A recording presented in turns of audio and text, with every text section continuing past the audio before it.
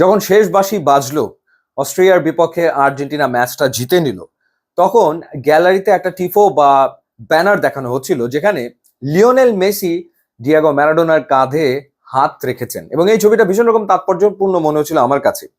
86 বিশ্বকাপের কথা মনে পড়ে যাচ্ছিল। 86 বিশ্বকাপ টেলিভিশন সেটের সামনে বসে তো আর দেখা হয়নি, কিন্তু পরবর্তী সময়ে যতটুকু হাইলাইটস দেখেছি বা মানুষজনের কাছে শুনেছি যে 86 বিশ্বকাপ ডিয়াগো ম্যারাডোনা একাই আর্জেন্টিনাকে জিতিয়েছেন। 2026 বিশ্বকাপেও ঠিক সেই একই ঘটনাই কি ঘটছে না? প্রথম ম্যাচে আলজেরিয়ার বিপক্ষে লিওনেল মেসি একাই খেললেন, একাই আর্জেন্টিনাকে জেতালেন, এবং দ্বিতীয় ম্যাচেও একই ঘটনাই ঘটলো। অস্ট্রিয়ার বিপক্ষে লিওনেল মেসি একাই খেললেন এবং একাই আর্জেন্টিনাকে জেতালেন।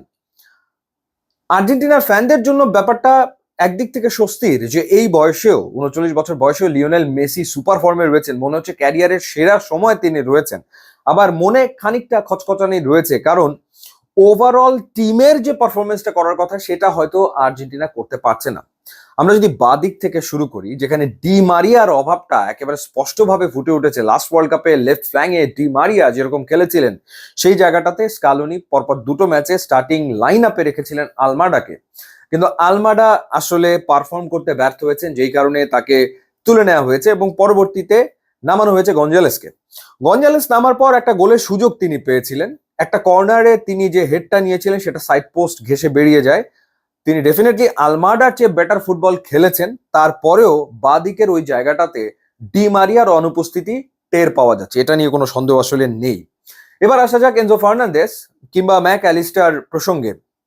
এনজো ফার্নান্দেস লাস্ট ওয়ার্ল্ড কাপে দুর্দান্ত ফুটবল খেলেছেন, কিন্তু এই ওয়ার্ল্ড কাপে পরপর দুটো ম্যাচে আলজেরিয়া এবং অস্ট্রিয়ার এগেনস্টে দেখা গেছে যে ডিফেন্সেই তাকে বেশি কন্ট্রিবিউট আসলে করতে হচ্ছে, নিচে নেমে আসতে হচ্ছে, বল রিকভার করতে হচ্ছে। সেই কাজটা ম্যাক অ্যালিস্টার এবং এনজো ফার্নান্দেস দুজনই করছেন।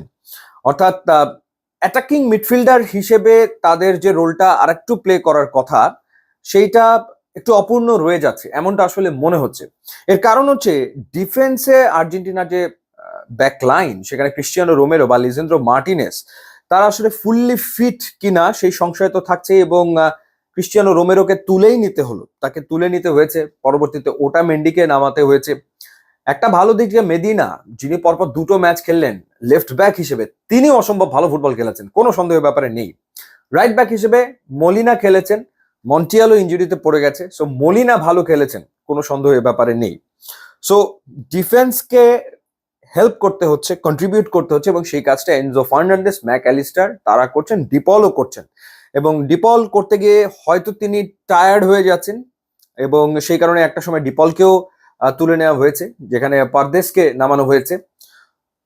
লাস্ট ওয়ার্ল্ড কাপে আমরা আলভারেসকে অ্যামেজিং পারফর্ম করতে দেখেছি, সুপার পারফর্ম করেছিলেন তিনি, আর্জেন্টিনার ওয়ার্ল্ড কাপ জয়ের ক্ষেত্রে তার বিরাট ভূমিকা, কিন্তু এখনো এই ওয়ার্ল্ড কাপে আলভারেস জ্বলে উঠতে পারেনি। বা লাউতারো মার্টিনেস, যিনি একটা দুর্দান্ত সিজন শেষ করে ওয়ার্ল্ড কাপে এসছেন, হাই এক্সপেকটেশন লাউতারো মার্টিনেজের কাছে। তিনি আজকে একটা পেনাল্টি আদায় করেছিলেন ঠিকই, কিন্তু এটা ছাড়া ওভারঅল ম্যাচে লাউতারো মার্টিনেজের আর তেমন উল্লেখযোগ্য কোনো মুভ ছিল না, বরং তিনিও মাঝে মাঝে ডিফেন্সে নেমে এসে ডিফেন্সে হেল্প করার চেষ্টা করেছেন।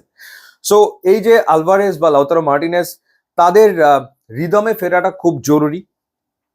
স্কালোনিকে তার লেফট ফ্ল্যাং এর ব্যাপারে কোনো না কোনো ডিসিশনে যেতেই হবে।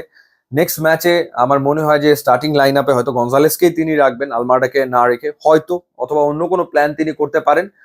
মোট কথা হচ্ছে যে আর্জেন্টিনার অ্যাটাক সবই মেসি তৈরি করছেন, তিনি তৈরি করে দিচ্ছেন, এবং তিনি আসলে গোল করছেন। ওয়ার্ল্ড কাপে 5টা গোল আর্জেন্টিনা করেছে, 5টাই তার,